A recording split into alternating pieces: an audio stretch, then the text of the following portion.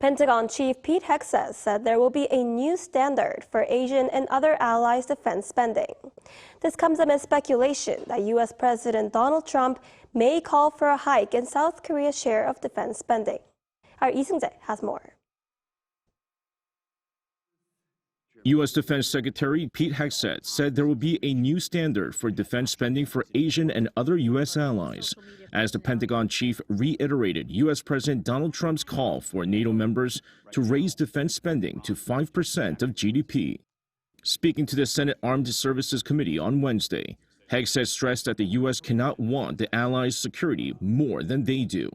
He also said NATO heads must commit to spending 5% of GDP on defense at the NATO Heads of State meeting next week. The comments from the Pentagon chief come amid speculation that Trump might raise South Korea's defense spending or its share of the cost of stationing U.S. forces in Korea. Currently, South Korea's defense spending stands at around 2.5% of its GDP.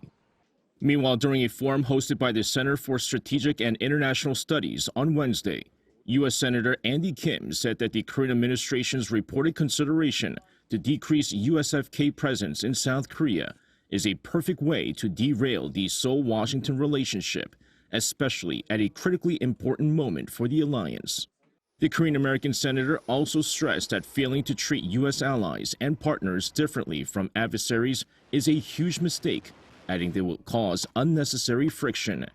At the same forum, former Deputy Secretary of State during the Joe Biden administration, Kurt Campbell, warned that any substantial adjustments to the USFK troop level could be misinterpreted as a sign of reduced security commitment from Washington.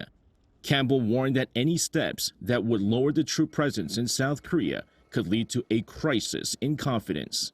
The Wall Street Journal last month reported that the Pentagon was considering the idea of withdrawing some 4,500 USFK troops to other locations in the Indo-Pacific to better calibrate U.S. force posture in Korea to deter China.